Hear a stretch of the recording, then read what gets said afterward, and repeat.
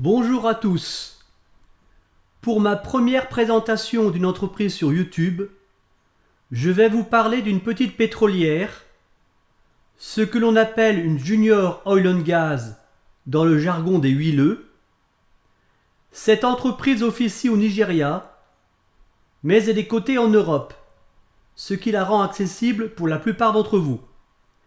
La fiche d'identité de l'entreprise apparaîtra durant quelques secondes au cours de mon exposé. Actuellement, malgré la hausse des cours du pétrole et le fait que la société digère sans encombre les lourds investissements faits pour préparer le futur, le marché la boude, d'où un rendement actuel de 8,6%. Le marché semble considérer que les pétrolières appartiennent au monde du passé et qu'elles vont péricliter avec l'arrivée massive du tout électrique. Il se trompe à mon avis. Les différents pays se disputeront encore pendant des décennies le gaz et le pétrole produit. Il y a des effets de mode sur le marché, ce qui fait que certains pans de celui-ci sont totalement délaissés jusqu'à ce qu'il y ait une prise de conscience de la part des gérants. Ce changement d'état d'esprit chez les gérants provoque alors une forte appréciation de ce type de dossier clairement value pour moi. Ça tombe bien, je suis un investisseur essentiellement value. Et cette entreprise figure bien évidemment dans mon portefeuille pour son dividende et la forte appréciation espérée de son cours. Notre petite pépite étant basée au Nigeria, je commencerai mon exposé par évoquer le contexte nigérian, notamment sa démographie et ses problèmes énergétiques. Mais avant cela, je vous serais reconnaissant de bien vouloir rétribuer mes longues heures de travail par un like, car tout travail mérite salaire. Vous pouvez également vous abonner, si vous le souhaitez, pour ne pas passer à côté de ma prochaine capsule. Les commentaires sont les bienvenus. Vous pouvez aussi poser des questions. Je m'efforcerai d'y répondre dans la mesure de mes connaissances. Bon visionnage à tous. Quelques mots sur le Nigeria.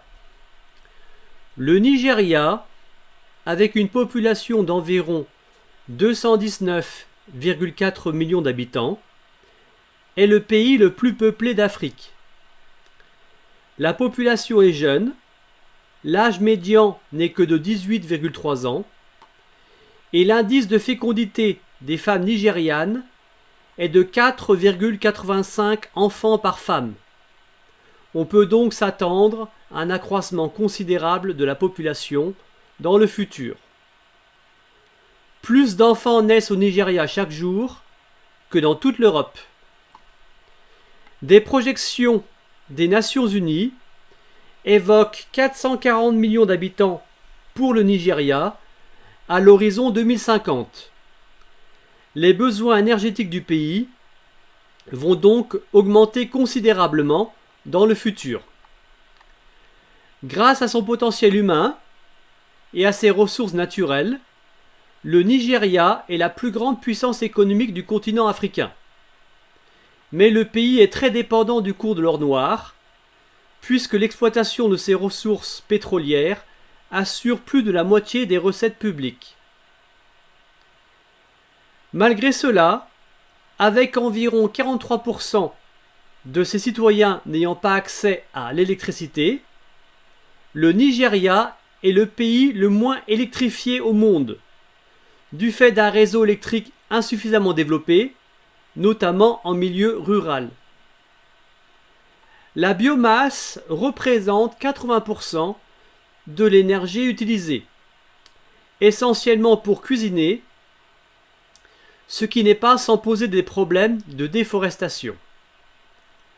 À côté de cela, le coût de l'énergie électrique au Nigeria est parmi les plus élevés du monde, du fait que l'essentiel de l'électricité est produite à petite échelle par des générateurs diesel ou à essence.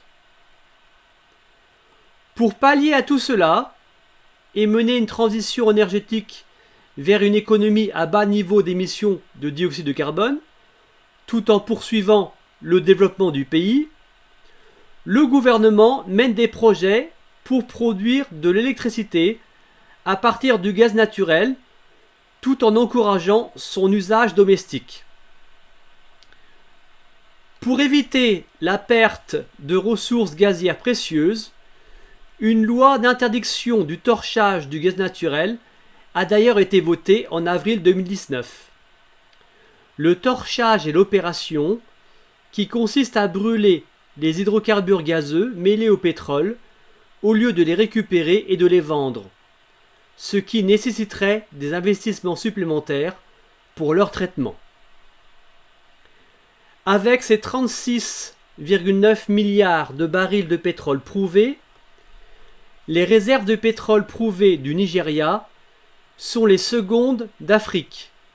Le pays arrive derrière la Libye et ses réserves prouvées de 48,4 milliards de barils. Cependant, le Nigeria est le plus important producteur noir africain, avec 1,798 millions de barils produits chaque jour, devant l'Algérie et l'Angola avec 1,3 million de barils par jour.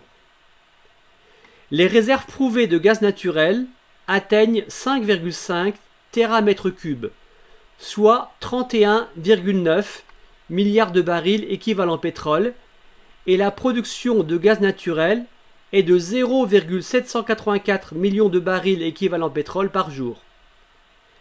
Ces importantes réserves de gaz naturel devrait permettre au pays de faire face à la croissance de la demande en électricité.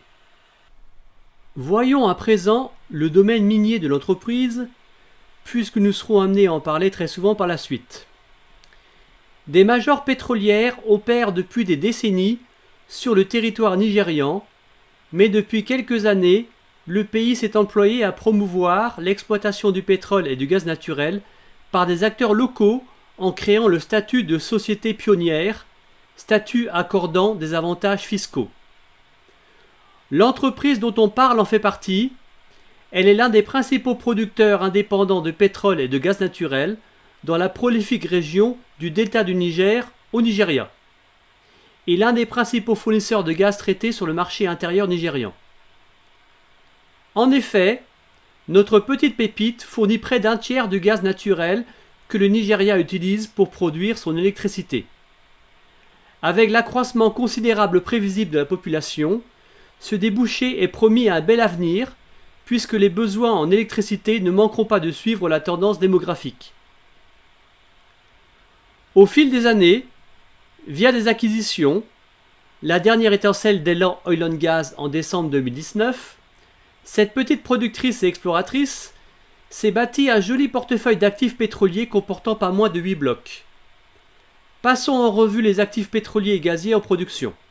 Mais avant, il faut savoir que le Nigeria délivre deux types de licences, les OML, Oil Mining License, et les OPL, Oil Prospecting License.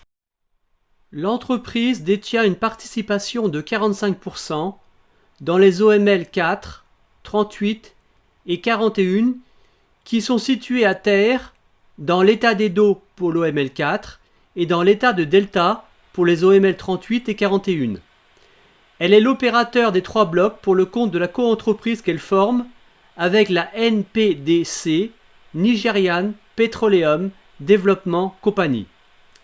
Ces blocs ont été achetés auprès de Shell, Total et Eni en juillet 2010. Qu'est-ce que cela veut dire être opérateur sur un bloc pétrolier et ou gazier? En tant qu'opérateur, la société est habilitée à gérer les activités opérationnelles quotidiennes et est en mesure de fixer des objectifs de production et d'amélioration opérationnelle, et de diriger les activités d'exploration et d'évaluation sous réserve de l'approbation de son ou de ses partenaires. Dans ces OML, la production provient principalement de 7 champs, à savoir Amukpe, Oben, Okpururu, Ovor, Orogo, Sapele et Sapele Shallow. Les partenaires visent à mettre en service d'autres champs à l'avenir. Parallèlement à l'activité pétrolière, la société a également donné la priorité à la commercialisation et au développement des importantes réserves et ressources gazières identifiées dans les OML 4, 38 et 41.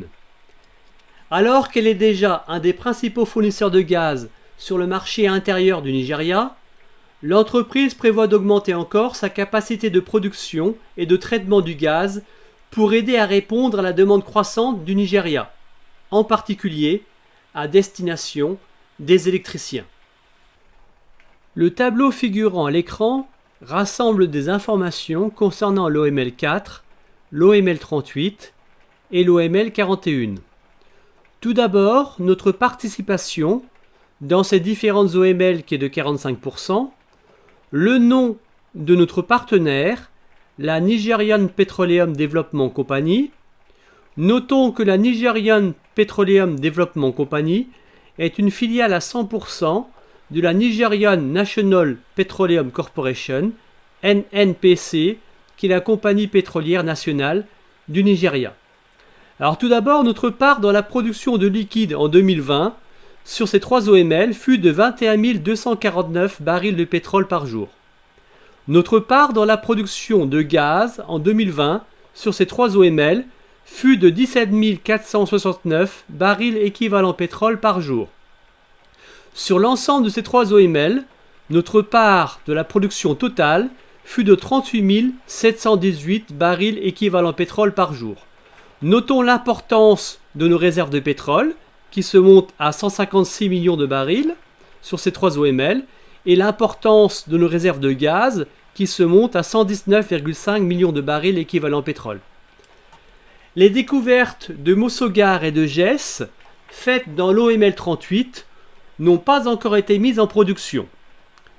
Dans l'OML 41, de nouveaux champs ont été mis à jour, Oubalémé et Okoporo, dont les ressources sont classées contingentes pour le moment. Bonne nouvelle, pour ces 3 OML, la licence d'exploitation a été renouvelée en 2018 pour une nouvelle période de 20 ans. Elle court à présent jusqu'au 21 octobre 2038. Passons à présent à l'OML 53, l'un des blocs les plus prometteurs, sans aucun doute. Depuis le rachat à Chevron de sa participation de 40% dans l'OML 53 en décembre 2013 pour 254,6 millions de dollars, l'entreprise opère également ce bloc dans lequel GIZIC est actuellement le seul champ producteur. Il s'agit ici de pétrole. Le bloc contient également le grand champ de gaz et de condensat d'Oaji South, qui n'a pas été développé pour le moment. Il le sera dans le futur, dans le cadre du projet ANO, qui signifie Assa North, Oaji South. Notre petite pépite pétrolière nigériane prévoit de concentrer ses efforts sur l'augmentation de la production de pétrole sur le champ de GIZIC et le développement des réservoirs de pétrole peu profonds d'Oaji South. Notons l'importance des réserves de gaz sur cet OML. Leur développement permettra dans le futur d'accroître encore la production de la société ainsi que ses bénéfices. Les réserves de pétrole, quant à elles, sont loin d'être négligeables. La concession concernant l'OML 53 expire en juin 2027, mais il n'y a pas de raison qu'elle ne soit pas renouvelée étant donné l'implication de la société dans le projet ANO. Passons à présent à l'OPL 283. L'opérateur du bloc OPL 283 est la société Pilar Oil Limited. Notre pétrolière nigériane est entrée sur ce permis en juin 2013 par cession d'une participation de 40% par l'opérateur.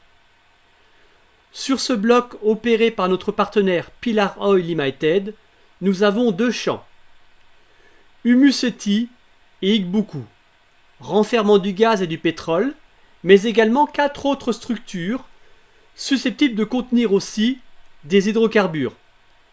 Humuseti Nord-East, Humuseti East, Ikbuku West et Ikbuku North.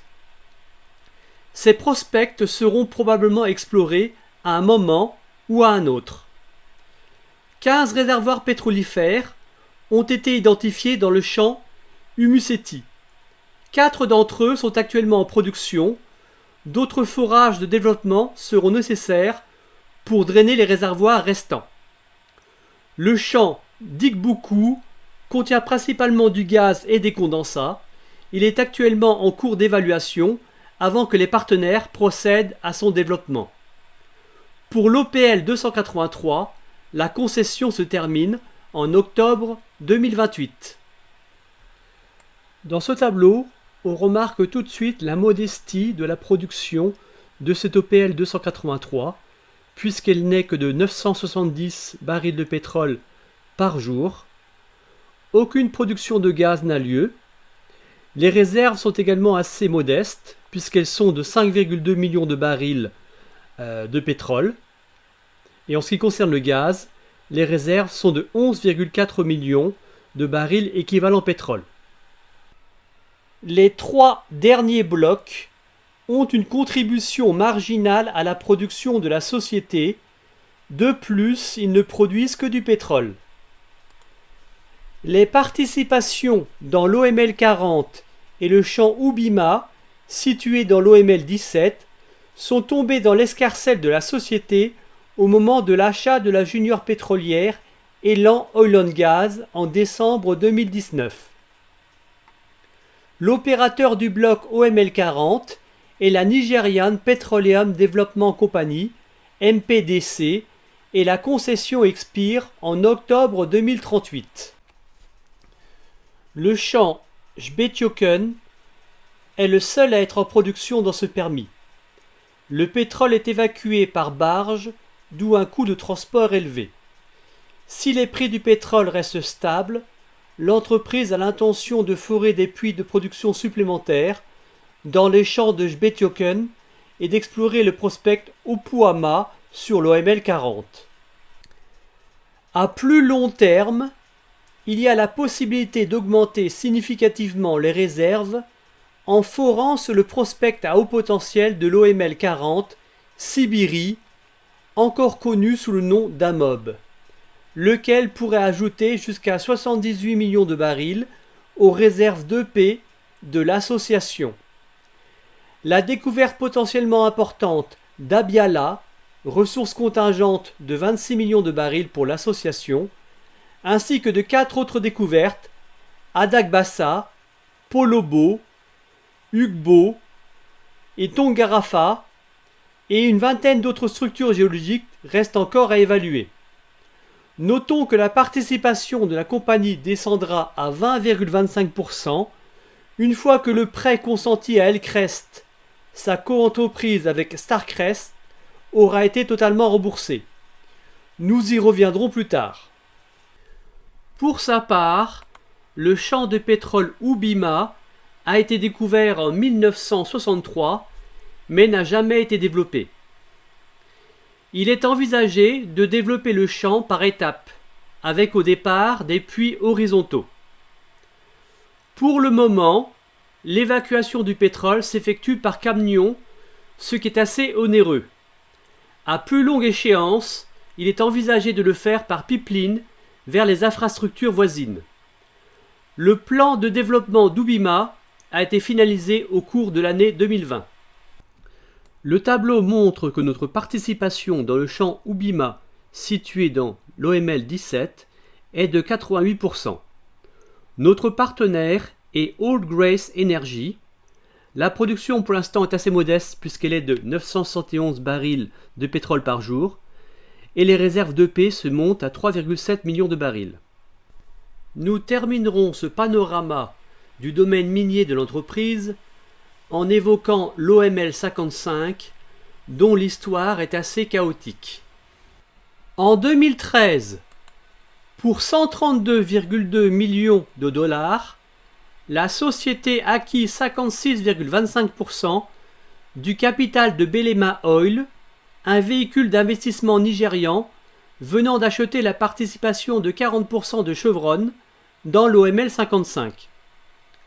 À cette somme de 132,2 millions de dollars, il faut ajouter un prêt de 132,9 millions de dollars fait aux actionnaires de Belema Oil pour qu'ils puissent remplir leurs obligations en matière d'investissement vis-à-vis de leur partenaire, la Nigerian National Petroleum Company. Selon l'accord convenu, le montant prêté, 132,9 millions de dollars, devait être récupéré sur la vente de 80% de la part des autres actionnaires de Belema Oil dans la production. Le tout assorti d'une prime de relèvement de 20,6 millions de dollars et d'un taux d'intérêt annuel de 10%. Notre société a donc décaissé 265,1 millions de dollars pour une part de 22,5% dans l'OML 55. Une fois l'argent perçu, l'accord pour l'entrée au capital de Belema Oil fut dénoncé par cette dernière, arguant que certains engagements n'avaient pas été tenus. Au terme de cette dispute, un accord commercial révisé a été conclu entre les protagonistes en juillet 2016. Il prévoit un défraiement de 330 millions de dollars à verser à l'entreprise sur une période de 6 ans par le biais de l'allocation des volumes de pétrole brut produits à partir de l'OML 55. L'entreprise a reçu des paiements d'un montant de 4,9 millions de dollars pour la monétisation de 94 200 barils de pétrole pour les 9 premiers mois de l'année 2021. Le total des paiements reçus au 30 septembre 2021 s'élève à 129,9 millions de dollars. Il reste donc 200,1 millions de dollars de redevances à toucher par l'entreprise. Au cours de l'année 2020, la récupération progressive des 330 millions de dollars a été affectée par la baisse de la production, du fait de la restriction de production par l'OPEP+, et par les bas prix du pétrole. Pour donner un ordre d'idée, en 2018, la société avait reçu 48 millions de dollars pour la vente de 1,2 million de barils de pétrole. En lien avec l'OML 55, la société a passé une provision de 114 millions de dollars dans ses comptes, provision susceptible d'être reprise dans le futur si l'actif se met à produire comme prévu. Comme nous l'avons vu, le permis OML 55 ne contribue pas à la production de l'entreprise, mais elle en perçoit une redevance. La production se situe entre 9 000 et 14 000 barils par jour, les principaux champs producteurs étant Robert Kiri, Idama, Joka, Inda et Belema North. Les réserves de paix sont évaluées à 4,6 millions de barils au 31 décembre 2020. Intéressons-nous à présent à la production d'hydrocarbures de l'entreprise. La part moyenne dans la production des blocs en 2020 fut de 51 183 barils équivalent pétrole par jour, dont 33 714 barils équivalent pétrole par jour de liquide, pétrole et condensat, et 19 469 barils équivalent pétrole par jour de gaz. La quantité de liquide exporté en 2020 fut de 12,3 millions de barils équivalent pétrole. 1,04 milliard de mètres cubes de gaz furent fournis au secteur nigérian de l'énergie en 2020. Rappelons que pour le moment, tout le gaz provient des OML 4, OML 38 et OML 41. Pour une compagnie pétrolière, à mon sens, les réserves d'hydrocarbures sont bien plus importantes que la production à l'instant T. Qu'en est-il pour notre petite pétrolière? Les réserves d'EP, certifiées au 1er janvier 2021 par Reeder Scott Company, atteignent 499,4 millions de barils équivalent pétrole. Elles comprennent 240,5 millions de barils de pétrole et de condensat, 258,9 millions de barils équivalent pétrole de gaz, soit au rythme actuel environ 26,9 années de production, ce qui est plutôt confortable. Les routes pour l'exportation du pétrole produit. L'essentiel de la production est acheté par un négociant suisse, Vitol. Le restant est acheminé vers le Royaume-Uni et les Bahamas. Historiquement, le terminal pétrolier Forcados fut la route d'exportation privilégiée pour le pétrole issu des OML 4, 38, 41 et de l'OPL 283. Mais des incidents à répétition, vandalisme, vol de pétrole, sur le pipeline Transforcados que vous voyez ici, ont obligé l'entreprise à imaginer d'autres chemins pour évacuer son pétrole. Pour fixer les idées, sur les 9 premiers mois de l'année 2021, le pipeline Transforcados a été inutilisable pendant 26% du temps. Et sa disponibilité ne fut que de 83% du temps sur 2020. Le vandalisme, du fait qu'il provoque des fuites d'hydrocarbures dans la nature, et les vols, font qu'il existe un écart de 8% environ entre les quantités produites et les quantités vendues. Depuis mi-2016, la raffinerie de Wari était devenue la solution de secours lors de la mise du terminal pétrolier Forcados sous l'état de force majeure par son opérateur Shell en cas de problème sur le pipeline Transforcados.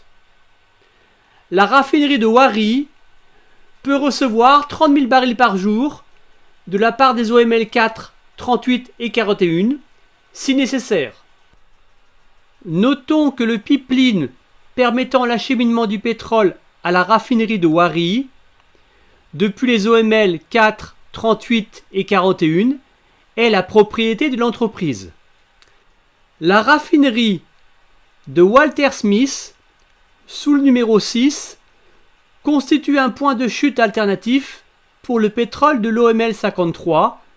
C'est le cas notamment pour le pétrole produit sur OAJ South, tandis que pour le pétrole de l'OPL 283, la raffinerie opaque, sous le numéro 7, apparaît comme une route secondaire envisageable.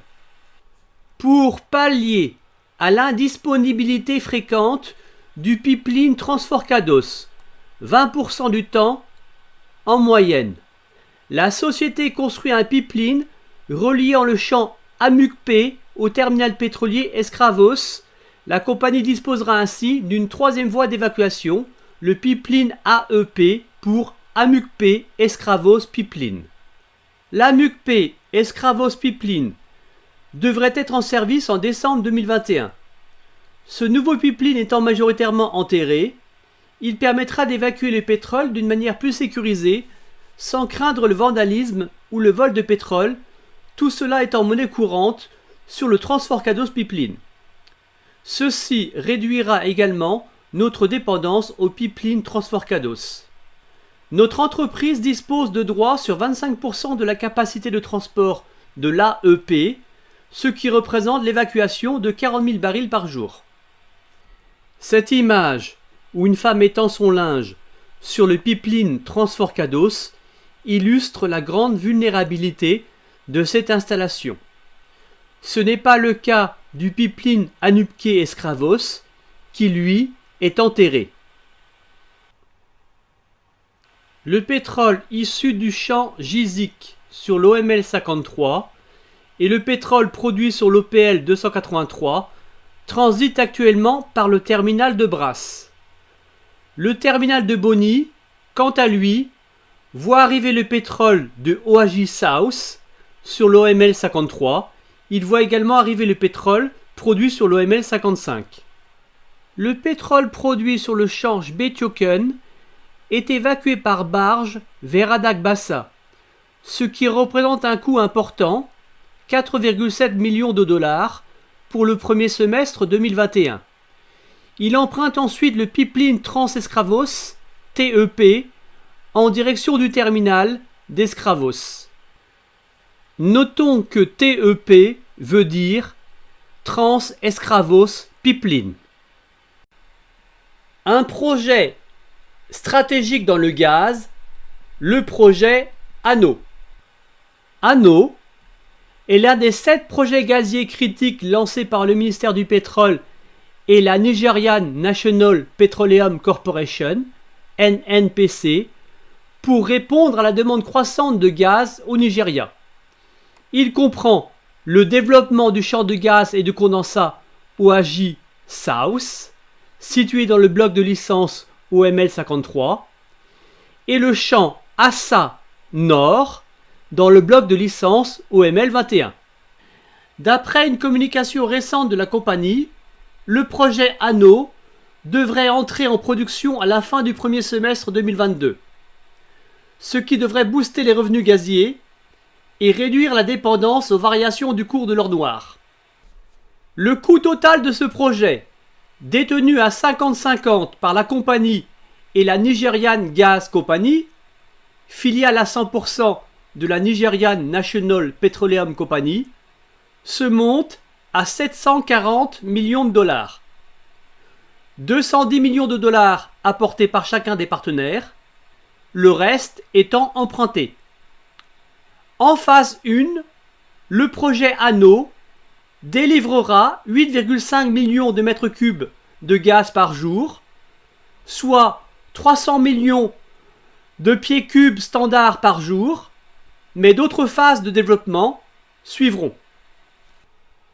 Le projet ANO, Assa North, Oaji South, en quelques mots. Vous pouvez faire un arrêt sur image pour avoir le temps de lire tout ça. Maintenant, nous allons reprendre la présentation. Quelles sont les réserves du projet ANO? Les gisements Assa North et Oaji South devraient contenir des réserves de 122 milliards de mètres cubes de gaz associés à 215 millions de barils de condensat. À terme, les deux champs devraient ensemble produire 17 millions de mètres cubes de gaz par jour, soit 600 millions de pieds cubes standards par jour, ce qui équivaut à environ 2,4 gigawatts d'électricité. Avec une telle quantité d'électricité, on peut alimenter environ 2,4 millions de foyers.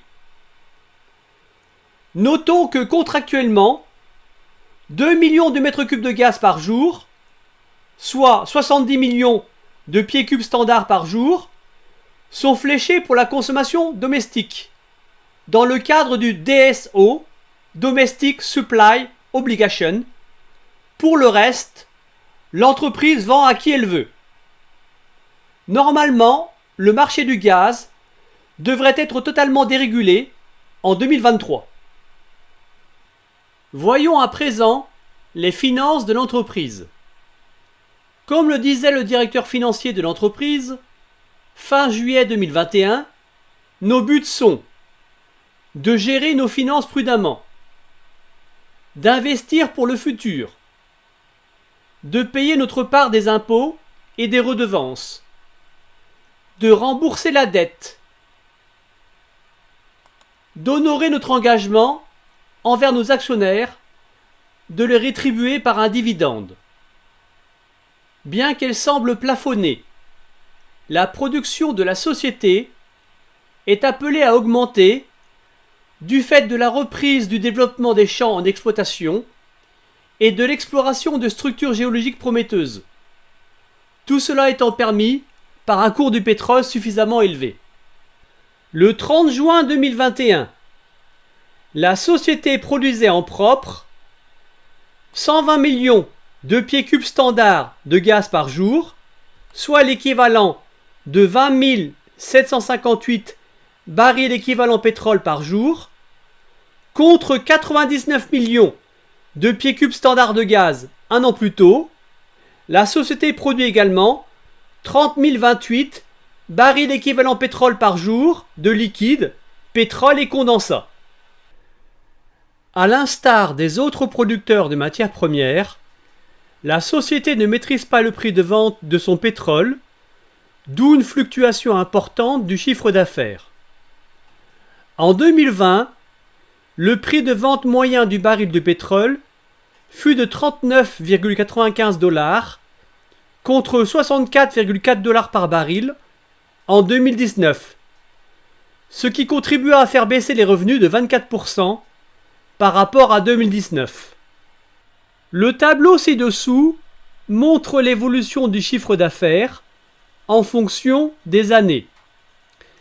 Le chiffre d'affaires correspondant à l'année 2021 est celui trouvé dans la présentation des résultats sur les 9 premiers mois de l'exercice.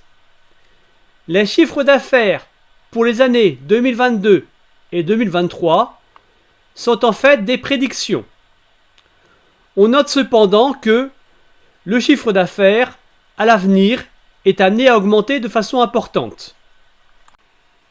Comme vous le savez, le niveau de dette d'une entreprise figure parmi les choses à surveiller de près.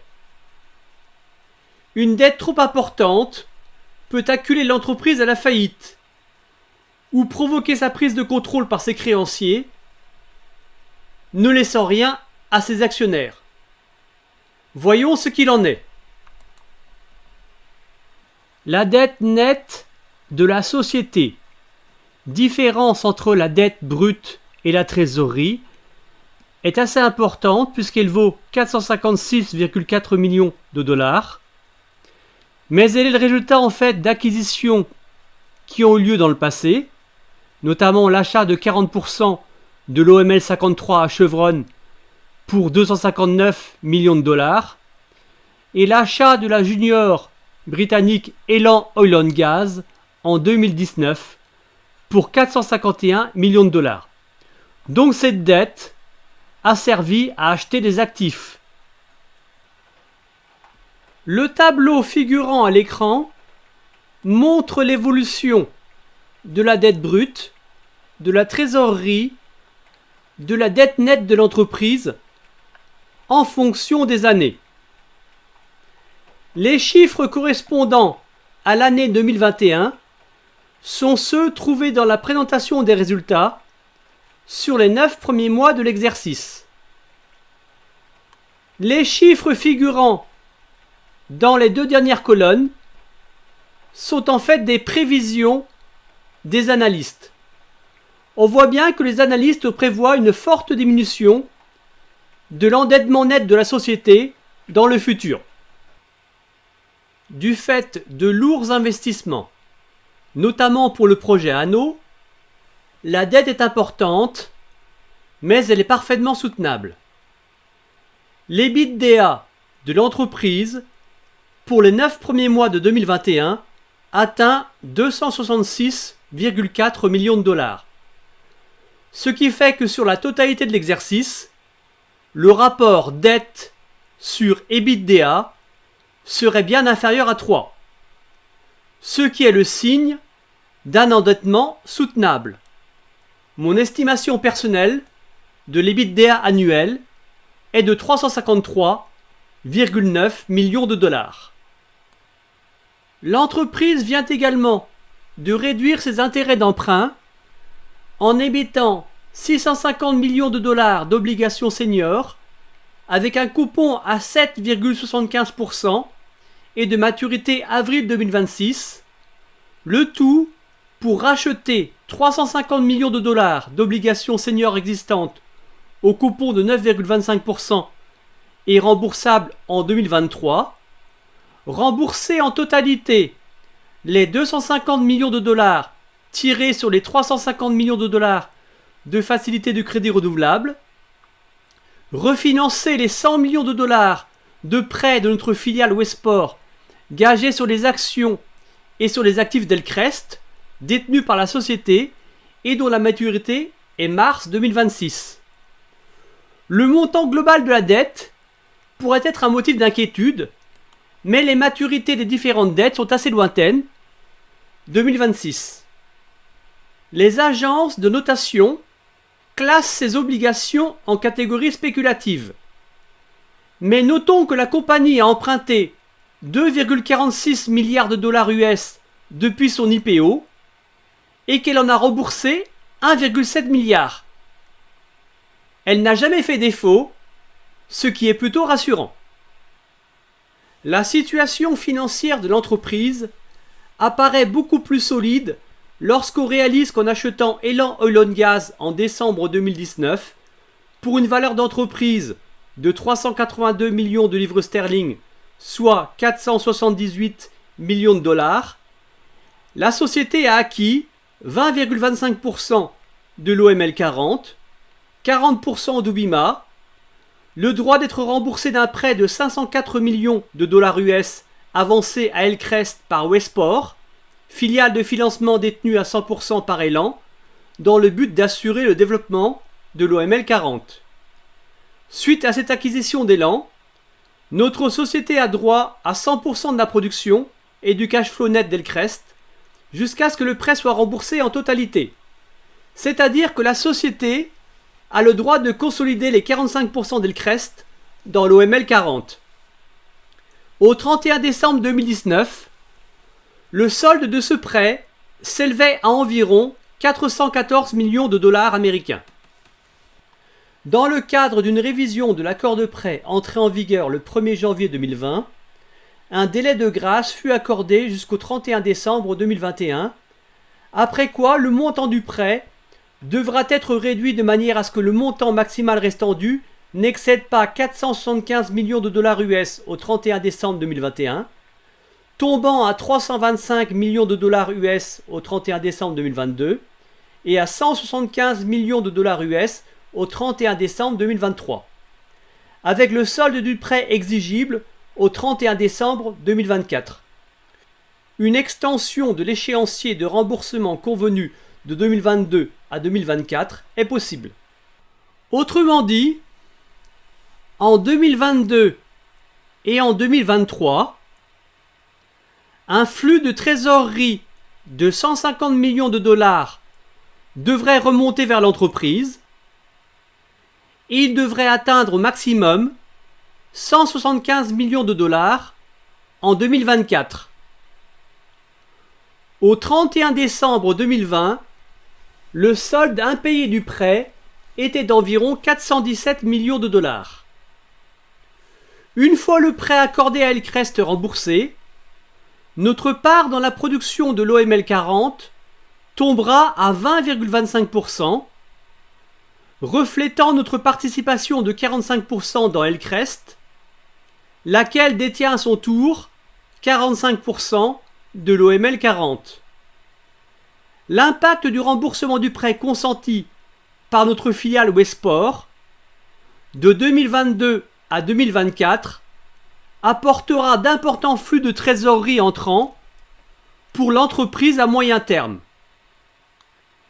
En plus du prêt, il existe une facilité de crédit consentie à Westport, qui est entièrement engagée sur les actions et les actifs d'Elcrest, et elle est remboursée par les flux de trésorerie de ces actifs. Au 31 décembre 2019, le montant encore à rembourser s'élevait à 90 millions de dollars. Autre point positif, la société adapte le montant de ses dépenses en capital, CAPEX, au contexte.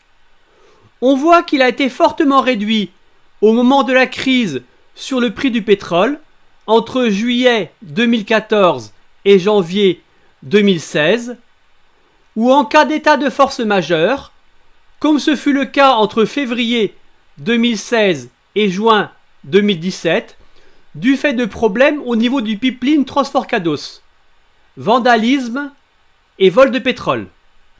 Voyons un tableau qui rassemble des éléments importants au sujet de notre entreprise. Alors tout d'abord, ici en jaune, nous avons ici des prévisions des analystes. Alors on note que le nombre d'actions est demeuré le même au cours du temps, ce qui signifie que l'entreprise n'a pas émis de nouvelles actions pour se financer, donc que l'actionnaire n'a pas été dilué. On notera que le résultat net fut négatif en 2020, du fait de la chute des prix du pétrole à cause de la crise du Covid-19. Par contre, les flux de trésorerie libres sont demeurés positifs tout le temps et ils sont prévus en croissance dans le futur, de même que le résultat net. Depuis 2018, la société distribue un dividende de 0,10 $ par an. La société a distribué plus de 400 millions de dollars de dividendes depuis la levée de 535 millions de dollars lors de son IPO en 2014. Et le dividende est à présent trimestriel. C'est-à-dire qu'il se monte à 0,25 $ par trimestre. Intéressons-nous à présent au compte de résultat de l'entreprise. Rappelons que le bénéfice net fut de 36 millions de dollars au premier semestre 2021, soit un earning par share de 0,10 $, avec un cours moyen de vente du pétrole de 64,69 $ le baril et de 2,86 $ par millier de pieds cubes standard pour le gaz. Dans le compte de résultat, on peut voir que le résultat net pour les 9 premiers mois de l'année s'élève à 35 millions de dollars, ce qui signifie une légère perte sur le troisième trimestre, 1,147 millions de dollars, perte due à l'arrêt du terminal pétrolier Forcados durant un mois complet au troisième trimestre, du 14 août au 13 septembre, occasionnant la non-commercialisation de 885 000 barils de pétrole provenant des OML 40, 4, 38 et 41. Dans ses prévisions, l'entreprise considère que le pipeline Transforcados et ou le terminal pétrolier Forcados seront indisponibles 20% du temps. Notons qu'au premier trimestre, l'évacuation du pétrole par barge du champ Sbethioken, environ 10 000 barils par jour, fut perturbée du fait d'un délai pour trouver un nouveau navire de stockage en remplacement du MT Harcourt, endommagé suite à une explosion en novembre 2020. Il est à présent temps de vous divulguer l'identité de l'entreprise dont nous parlons depuis le début. Il s'agit de l'entreprise Seplat Energy, cotée à la Bourse de Londres. Si vous le souhaitez, vous pouvez faire un arrêt sur image, le temps pour vous de consulter la fiche d'identité de l'entreprise.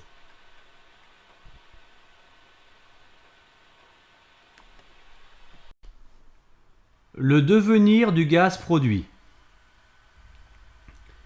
Comme nous l'avons vu, le gouvernement nigérian veut promouvoir le gaz comme source d'énergie domestique et industrielle en remplaçant la biomasse utilisée pour cuisiner par des gaz de pétrole liquéfié, butane et propane, et les petits générateurs d'électricité chers et polluants fonctionnant au diesel ou au pétrole par de l'électricité fournie par des centrales thermiques à gaz et acheminée par un réseau électrique encore à développer.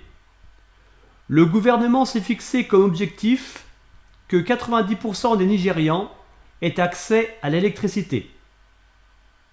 Les champs gaziers Oben sur l'OML 4 et Sapele sur l'OML 41 sont situés à proximité des principaux centres de demande dans le sud et dans le sud-est. Ils ont une capacité de production combinée de 525 millions de pieds cubes standards de gaz par jour, ce qui permettrait de générer 30% des besoins en électricité du Nigeria. Les installations du champ Oben ont une capacité de production de 465 millions de pieds cubes standards de gaz par jour. Idéalement situé, Oben pourrait répondre à la demande des centres urbains Abuja, capitale du Nigeria, et de Lagos. Sur le champ de Sapele, Des travaux de construction d'une nouvelle usine de traitement du gaz sont en cours. Ils devraient s'achever au second semestre 2023, ce qui fera passer les capacités de traitement du gaz de 60 millions de pieds cubes standards par jour à 75 millions de pieds cubes standards par jour. Le projet Anneau, dans sa phase 1, devrait produire 300 millions de pieds cubes standards de gaz par jour à la fin du premier semestre 2022. Le pipeline OB3, possédé et construit par la Nigerian Gas Company, servira à évacuer le gaz produit par le projet Anneau. La construction devrait être terminée en fin 2021. Il permettra de connecter Oben et le projet Anneau, et donc l'approvisionnement de Lagos et d'Abuja par le projet Anneau. Le condensat produit devrait être exporté via le terminal pétrolier de Bonny. Il sera pris en charge par la société de trading suisse Vitol. Voici un résumé de ce qui vient d'être dit.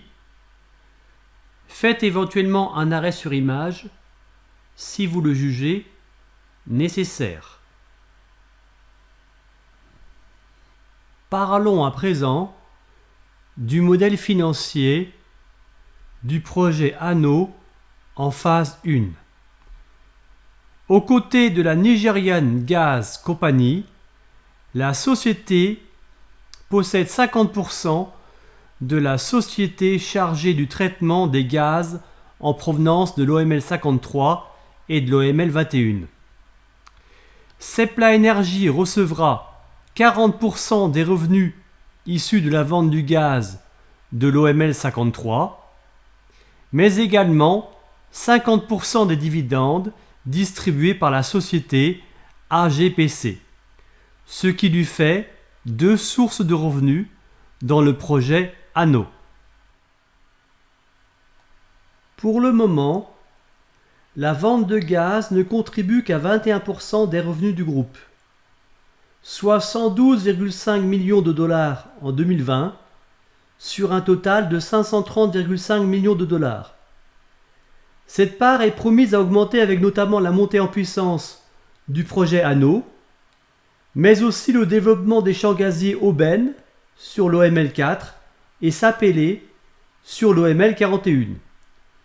Tout cela assurera la croissance long terme de la société dans le gaz.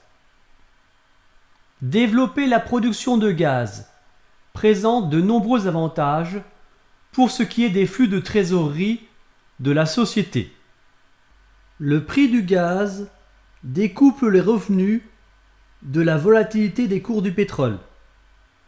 Les contrats d'enlèvement s'étalant sur 10 à 15 ans procurent une visibilité sur les revenus à long terme. Des redevances plus faibles sur le gaz naturel, 7% contre 20% sur le pétrole. Une profit tax plus faible sur le gaz, 30% alors qu'elle est de 85% sur le pétrole. L'affectation de coûts relatifs à la production de gaz à des opérations sur le pétrole est possible. Dès que l'entreprise a rempli ses obligations d'approvisionner le marché domestique, elle peut vendre sa production à un cours supérieur au prix garanti, DSO, de 2,18 $ par million de pieds cubes standards. Le coût de transport du gaz est intégré dans son prix de vente. Les pipelines de gaz sont moins sujets au vandalisme, ce qui assure une plus grande disponibilité de ces derniers. Pas besoin d'interrompre le transit pour réparation. Des contrats à long terme ont déjà été signés dans le gaz.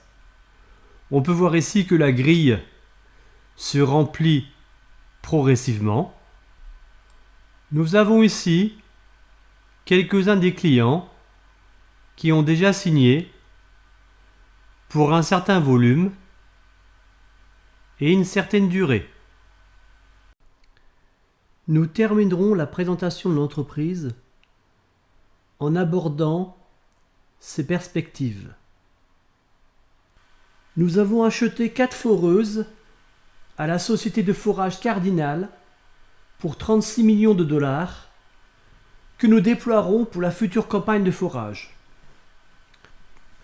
Le modèle économique de la société reste robuste malgré les revers du troisième trimestre 2021. La société met l'accent sur l'amélioration de l'efficacité de ses opérations, accroissant notamment la disponibilité des infrastructures d'évacuation du pétrole en mettant en service le pipeline Amukpe-Escravos en décembre 2021. Le pipeline Amukpe-Escravos est une voie d'évacuation alternative du pétrole, plus sécure et plus fiable que le pipeline Transforcados. Il permettra de diminuer notre dépendance envers cette infrastructure qui a été à l'origine de nombreux problèmes dans le passé. L'avènement du projet AMO, qui est maintenant parfaitement financé, reste une priorité majeure pour l'entreprise.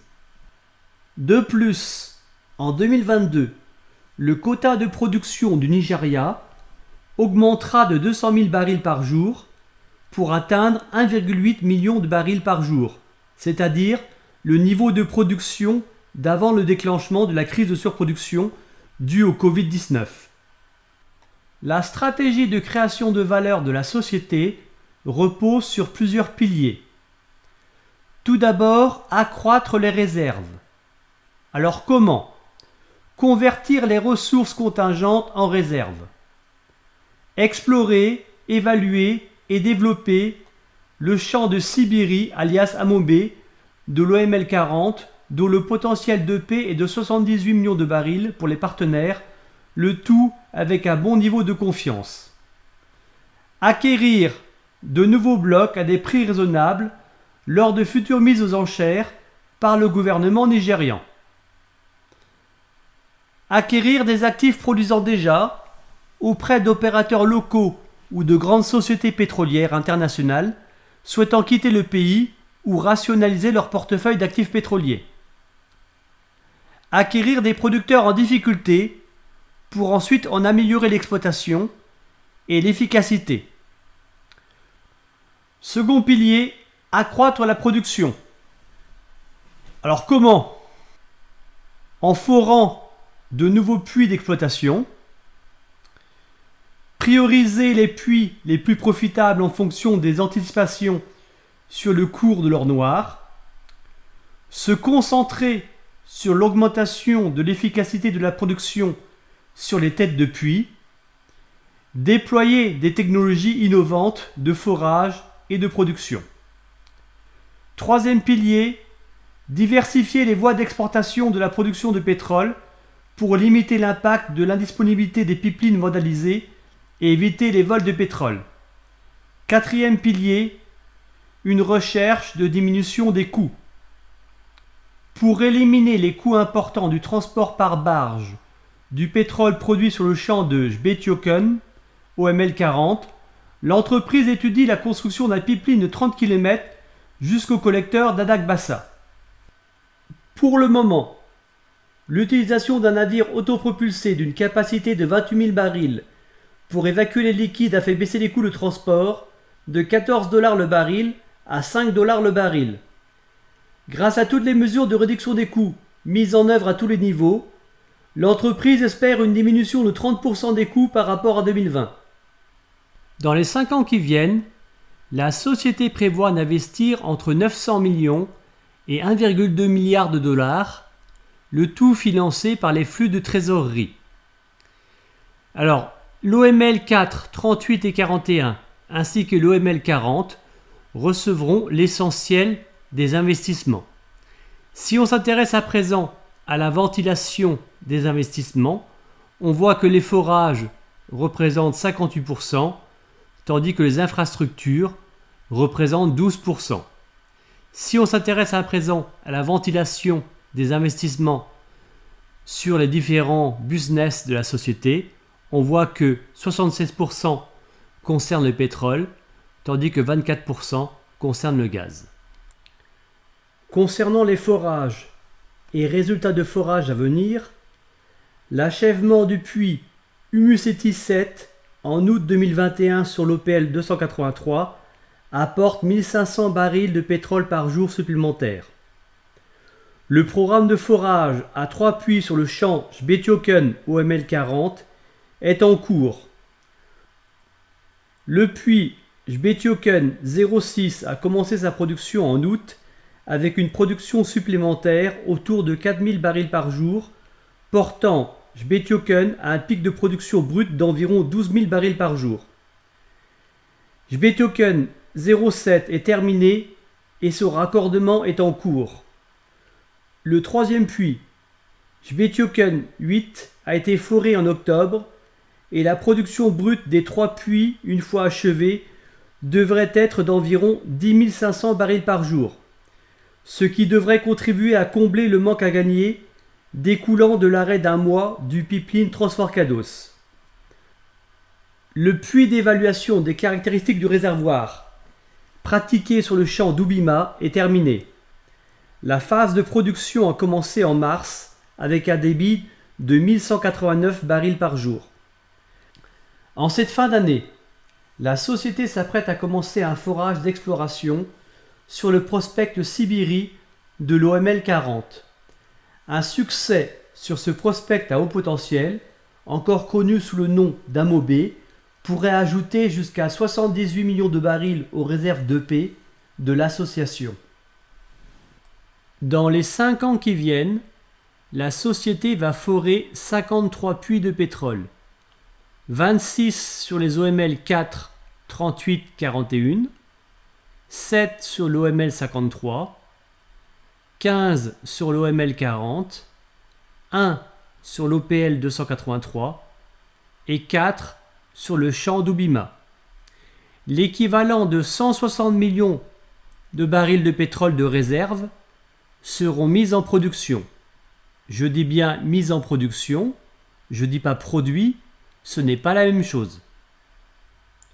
Durant le premier semestre de 2021, les puits Aubaine 50 et Aubaine 51 ont été terminés. Leur production combinée est de 60 millions de pieds cubes standards de gaz par jour et de 4000 barils de condensat par jour.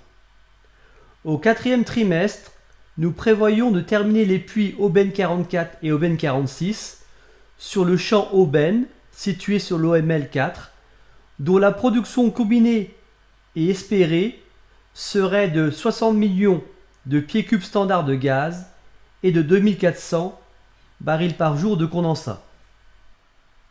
Pour ce qui est du gaz, dans les 5 ans à venir, la société prévoit de forer 19 puits.